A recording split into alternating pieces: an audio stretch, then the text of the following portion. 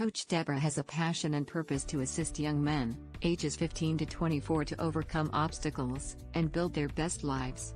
She wants to see every young man live out their potential. She has a master's degree in human services counseling, with a major in life coaching.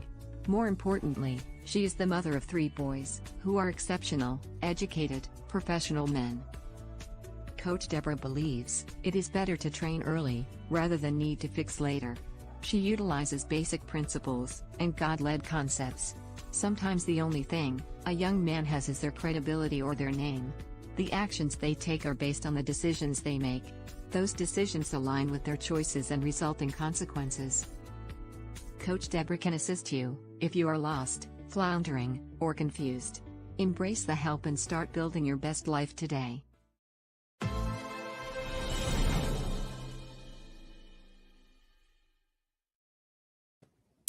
Happy Thursday. Happy Thursday. I hope everyone had a wonderful day. I'm so happy that you decided to join us. Good evening, Dan. Thank you for tuning in.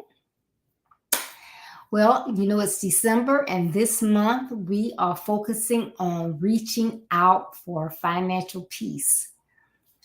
Reaching out for financial peace.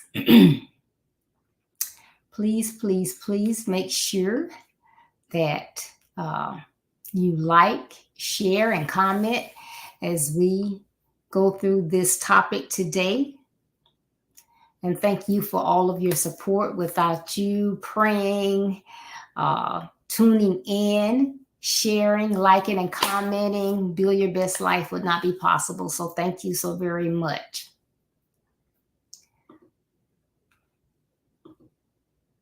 Today, of course, it is Thursday with Coach Deborah. I am here. I am ready. And my topic today is focus. Focus. Focus.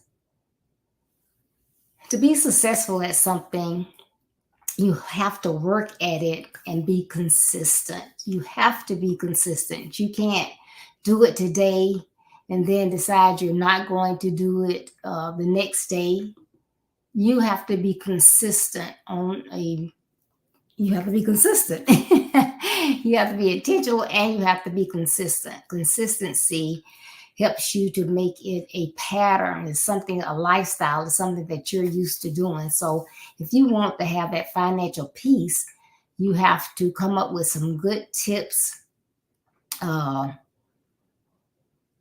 learn some habits, but those things you're going to have to do them consistently. Hey, you have to do them consistently. So how do you do that? And what do you do? You know, what's some simple things? Because, you know, a lot of times we want to do something, we want to be better at it, but the problem is it's going to be too hard, or we think it's going to be too hard. So then we keep putting it off. We keep putting it off. And you know what happens? The longer you put something off, the chances grow that you're never going to get to it, right?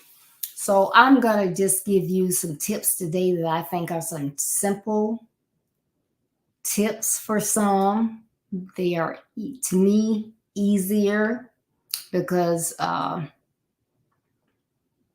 you know, if, you know, you see this elephant, and it's like, oh my goodness, what am I going to do with the elephant? How can I eat the elephant? You know, one bite at a time. So how can I manage my debt and my finances? I got to chip away at it. I can't do it all at one time. And I guess that's what, you know, makes people give up sometimes, because they try to do it in one big swoop and you didn't get in debt or have poor financial management overnight. So you can't get out of it overnight, right? So I'm going to give you some tips and see how that'll help. And if you just joined us, my topic is focus. And that's being focused on being consistent in doing whatever you can to manage your finances. So that your finances are not managing you, but you want to focus. Okay. So the very first tip that I have is to chip away at your debt. Chip away at your debt.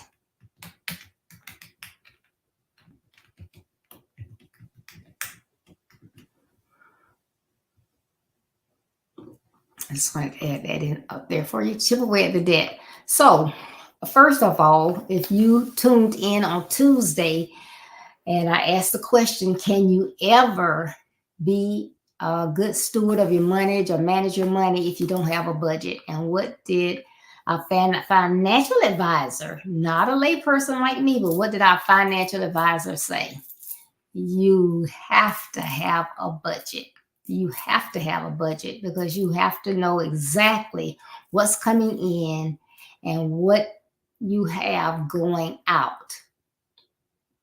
So even at the minimum, if you pay the minimum of everything, do you have enough coming in to pay what has to go out? If not, you got to shift some things, you got to do some things, right? But you must have a budget. So if you have gotten yourself into a lot of debt or more debt that the amount of debt that you're not comfortable with, one way to get it down is to chip away at it. Okay, and some ways to chip at it. First of all, again, I'm going to say you need to get that budget. So you get that budget. So if you look at your budget, then you see what all you have to pay. And one thing I would include in my budget is, okay, if I got credit card A, what's my minimum payment, but what is my total balance as well? So all those total balances. Well, put all those balances in order. And then what you're going to do is, okay, look at this budget. Is there any money in my budget that I can I tweak my budget at all to find $5, $10, $30, $40, $80, $100 that I really don't need to spend on something where I have it? I might, go out to lunch every single day to, not to a Mickey D's or a Chick-fil-A. I might go to a restaurant for lunch every day. Do I have to do that? No. Do I need to do that? No. So how much can I get if I cut back on that? Will that save me $20 a month, $100 a month, $200 a month? That's what you need to find. All right. And then, so you got those bills and you have them in order. So you're going to start with that bill that has the lowest balance. And you're going to, instead of that month, starting that month, instead of paying the minimum balance, you're going to take and pay the minimum plus that money that you found. So we're just going to say you found $100. So your minimum was 50, you found 100. So instead of you paying 50, from now on, you're going to pay 150 until you pay that bill off. Okay? So when you pay that one off, then you're going to go to the next one that was the lowest balance. So let's just say on that one, your minimum balance was $75. So you got your 75 plus your 50 that it was your minimum on your other bill plus that 100 that you found. So now you're going to put all of that toward that bill till you pay that one off, and then you just keep going. So I came up with a little example to help us. All right. So let's just say that your lowest balance bill is debt A. We're going to call it debt A. And that balance is $3,500. The minimum due is $43. When you went through your budget, all you found was $40. But hey, that's better than that $43 every month, because if you're paying that, you're not going to get rid of that debt, because as quickly as you pay the 43, the interest is going to come back up. And so your balance is not going to ever go down. So now, instead of you paying $43 every month, now you're going to pay the 43 plus the 40 you found in your budget, are $83 every month until you pay that debt A off. not going to use that card anymore. You're going to cut that card up. You're going to forget that number. You're not going to use it anymore. You paid it off. You're done with it. You chipped away with that one. Now, so what do? Oh, now no, you don't have any more money. You're trying to chip away at your debt. You're trying to get comfortable so you can breathe, so you can do some other things that we're going to talk about.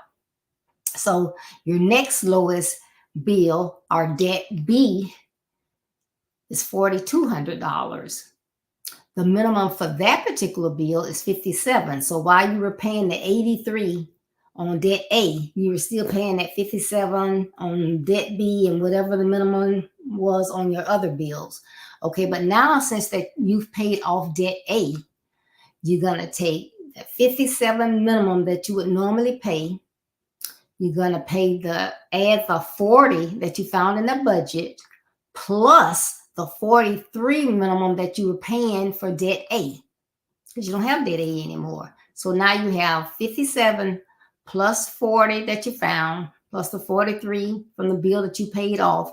Now, every single month, instead of paying $57, you are going to pay $140 every month until you pay that bill off. So you really chipping away at that one. And so you're going to pay it off much faster than you would if you would pay that $57. Because the $57 would go like this. Oh, you can't see my hand probably. It would go like this. But when you add in that extra, it's going to go faster. And then once you pay off debt B, you're going to continue that formula. So with the next bill, whatever that minimum is, you're going to have that minimum. And I'm just going to throw out $100. So then on that third debt, debt C, you would have that minimum of $100 plus your $57 plus your $40 plus your $43. So now you got $240 that you're going to pay on that bill instead of $100. So that you're going to chip away at that one. So that's chipping away at your bills. And you might say, you said you're not an expert. So what are you talking about? Yes, I'm not an expert, but I have a financial advisor, and I have gone through Dave Ramsey's Financial Peace University. And this is one of the tips that I learned from that. And it works. I got out of debt. I don't have all those bills anymore. Okay. So it does work. And that to me is a simple, you got to pull your hair out to try to figure it out, way to chip it away at those bills. So that was the first thing that I think that you can focus on to be a better money manager. The second one is, and you probably won't like this one, is unlearn bad spending habits. Unlearn bad spending habits. Because how many know that a lot of times we buy and shop when we don't have to, we don't need anything or whatever, we just do it. Some people, when I get stressed out, that's what I do. I go shop. Some people, now I know some people, they say they can go window shop, and that's fine. But some people, they get upset or they worried about something, they got to go shop. And so they are picking up things and they're charging. Most time they're charging. And so you just buying to be buying. Been there, done that. Oh, I need another Michael Kors bag. I need another Michael Kors watch. Not really. I got an Apple Watch and I got different bands, but I think I have 7 Michael Kors watches. And I won't even begin to try to count how many Michael Kors bags I have. But that was just spending. And a lot of them have been gifts that people bought me. But I didn't charge them. I was able to pay cash because I got rid of all that debt. So if I do want to buy them, I can buy them. But that's just, example of, we go and buy things that we don't really need. We just buy them because we want to buy them. Okay. And if you got the money to do that, you're not in debt. Hey, have at it, have fun. We go out and we don't look for deals. We say, oh, shoot, computer just crashed. I need a computer. Oh, let me just go online and buy a computer. Okay, even if it's an Apple computer, you can still get deals on an Apple computer. Sometimes HSN, I know for one, runs specials.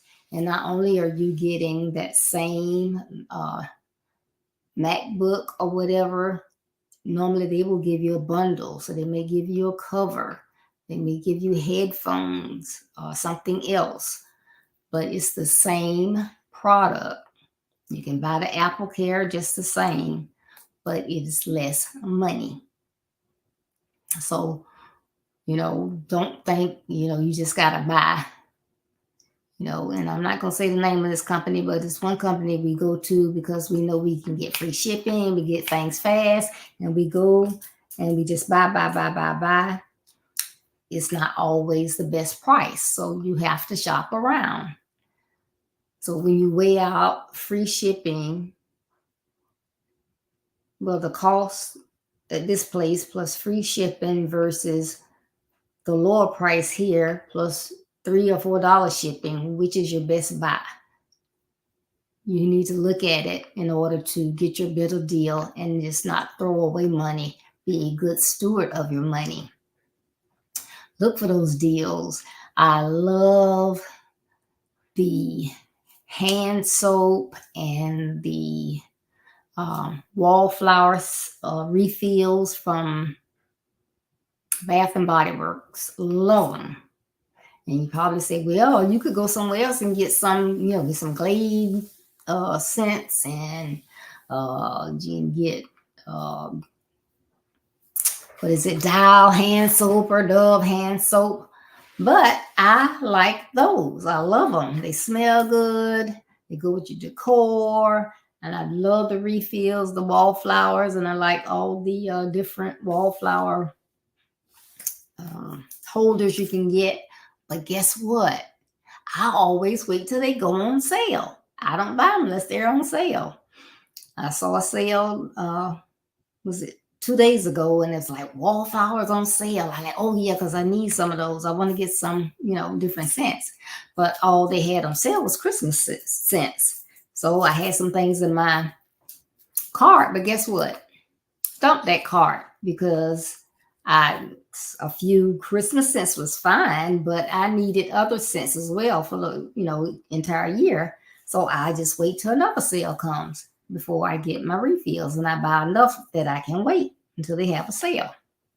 So that's learning some smart spending habits rather than the bad ones that you have learned that you kind of follow. Another one is using credit cards until you use them so much until that's all you have. And some of you are probably thinking, what do you mean by that? That's all you have. Because if you get in a rut where you get a credit card and you just use that credit card and you just always pulling it out and you're using it, and then you max it out and you got another credit card and you're maxing them out and you just using credit. You paying credit, you're paying interest. If you don't pay them on time, you're paying late fees. Get out of that habit, because that is impacting your credit score, and you're paying interest. Do what we talked about first, chip away at that debt, and then so you can pay cash for everything. You pay cash. And you might say, well, but if I go online to buy something, how am I going to pay? PayPal. There's a way. You can have a credit card that you're going to pay off the balance every month. And I'm not, like I said, I'm not a financial advisor, so a financial advisor may tell you not to do that. But I do have credit cards. I have to say that I got a couple, and I have a couple. Yeah, I have a couple. But whatever I charge that month, I pay the entire balance. I don't care if balance is over. So we just have to be smarter, focus on learning smart spending habits. And I know sometimes you think, well, I work hard and I should be able to do this, do that, whatever. Yes, that's true. But when you sit down and you think about all the money you waste, all the interest you pay that you didn't have to pay, and what if something happens, the money you're just wasting, you could be saving. It's something to think about. Okay. And also on focusing, another one that I want to talk about is learn money management. Learn money management. So I know some people saying, well, I don't want to, I can just spend. I know, if I run low, they're going to take it out of my share, blah, blah, blah. But that's not good money management. So learn some good money management. And again, if you were here Tuesday, and I keep saying that, so you got to go back and view look at the rewind of the broadcast from Tuesday where I had Santana Johnson of Centurion Financial Services here. He's the president of founder and president of Centurion Financial Services. Been in business for 25 years, very reputable, expert in his craft. Well, he told us one thing to do was what? Read as many financial books as you can. And I'm an advocate of reading. You can learn so much from reading, but that was one thing that he told us, and I was kind of like surprised with that one. But he says, hey, read as many financial books as you can, because you want to try to understand some things. Because sometimes we don't do things because we don't know what to do. You can't do what you don't know. So if you read those books and you learn some things, then hey, you can do a little bit better at managing your money, right?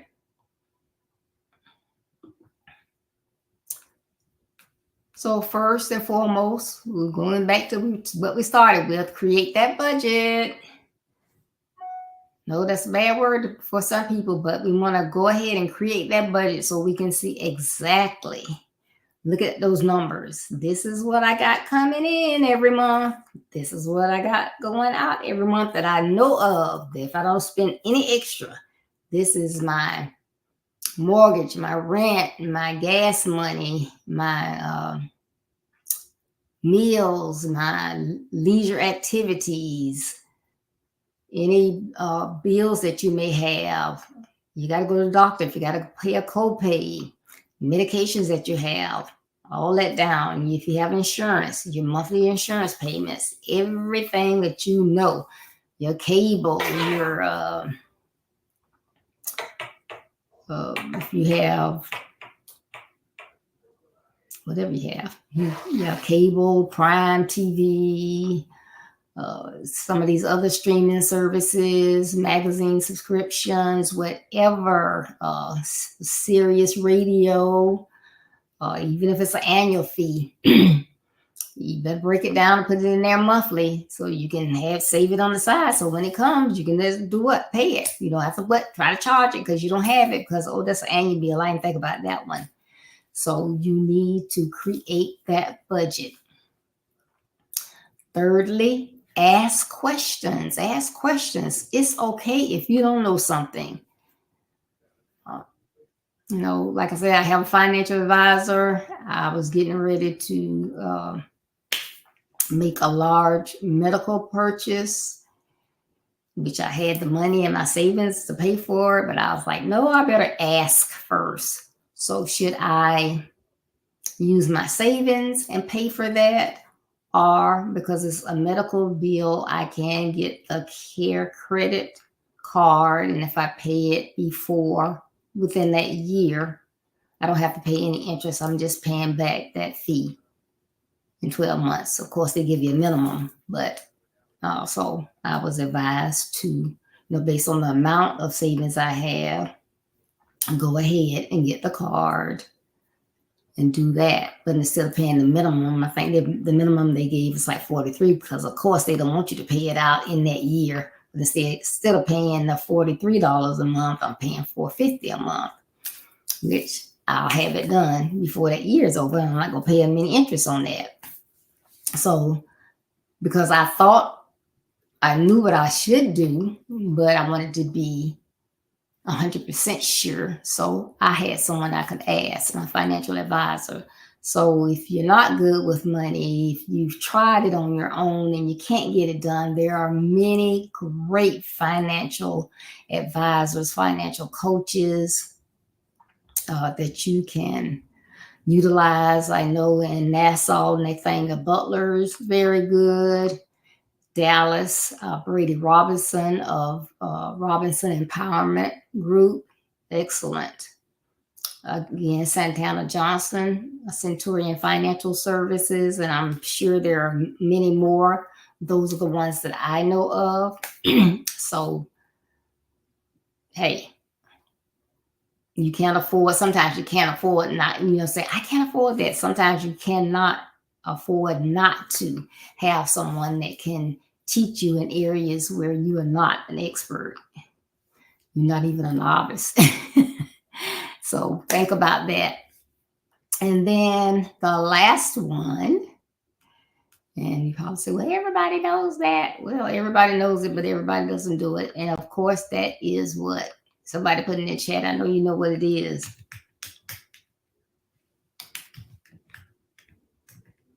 Save, save, save, save. You have to save. Why do I have to save?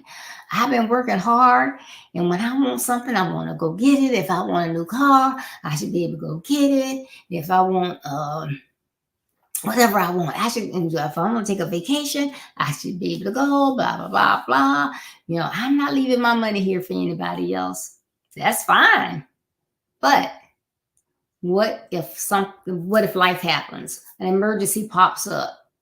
What do you do then? If you don't have money saved, what do you do then? You're not going to save any money. You're in your home might be paid for. But say the air conditioning unit goes out. You got to replace it. It don't cost $5,000.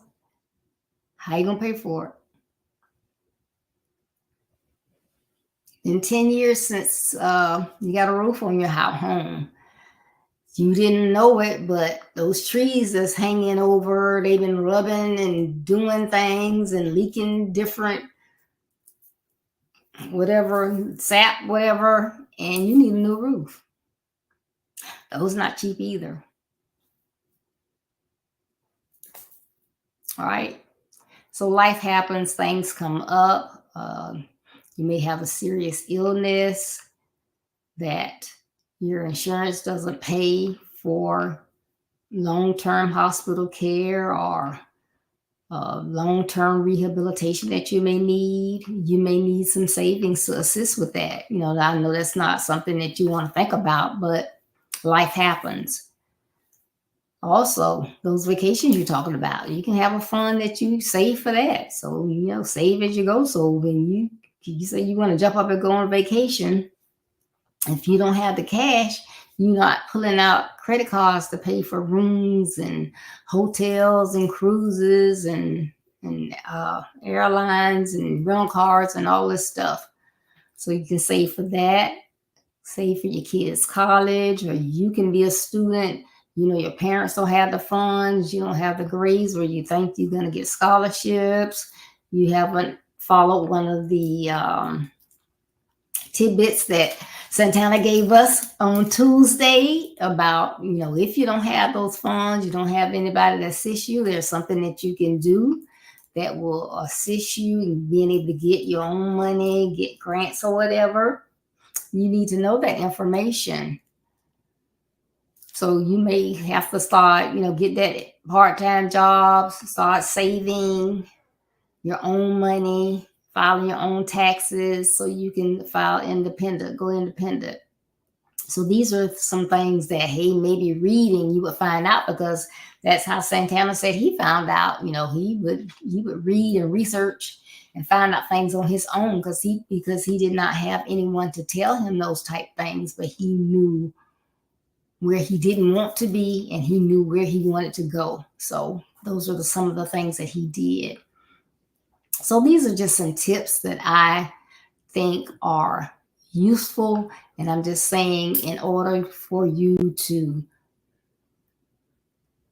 be a good steward of your money, these are some of the things that I came up with, and I know that they do work, and it is chipping away at your debt, unlearning bad spending habits, learn money management, and save.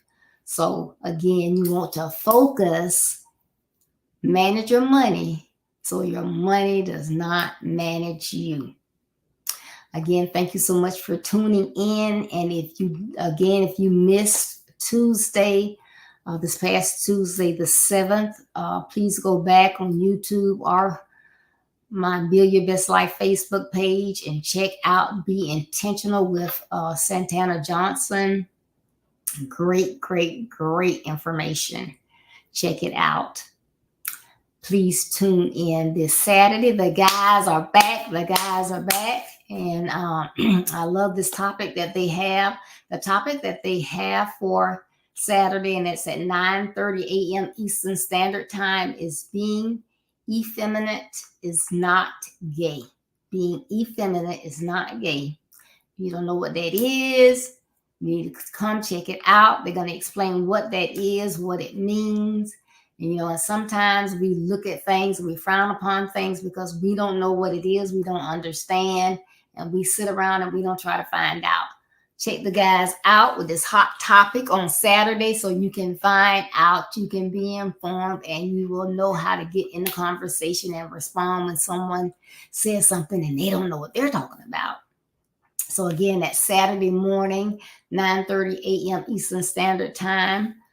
Dr. Coach Kevin Wilburn will be the host, and we also have Coach Ricardo Miller, Dr. Elder Joseph Levette, and Deacon Dan Smith Jr. So the guys are going to bring it. Please, please, please tune in. As well, as always, please remember to check out my website, www.buildyourbestlife.org, www.buildyourbestlife.org. Read the blog that comes out each Monday at 10 a.m. Check out our calendar of events. And then go to our services that we offer, which I am a life coach. And so I do consultations, coaching, speaking, webinar speaking. As also, I'm the author. I wrote a book, Build Your Best Life. It is about your life, your actions, and your credibility, overcoming obstacles to build your best life. This is a great book. It will assist you when you have made mistakes in life, you've stumbled, you think that's it. Reading this book will show you some things that will help you to get back up, dust yourself off, and succeed to go where you want to go. And in every area of your life, things that you can do to help you to build your best life and be successful. So you can get your autographed copy. I have them in stock so you can get it quickly. As well, if you like the Kindle versions, you can go to Amazon.com. But if you go on my website, you can get it as a gift for someone, and they will have it in time for Christmas. So I thank you so much.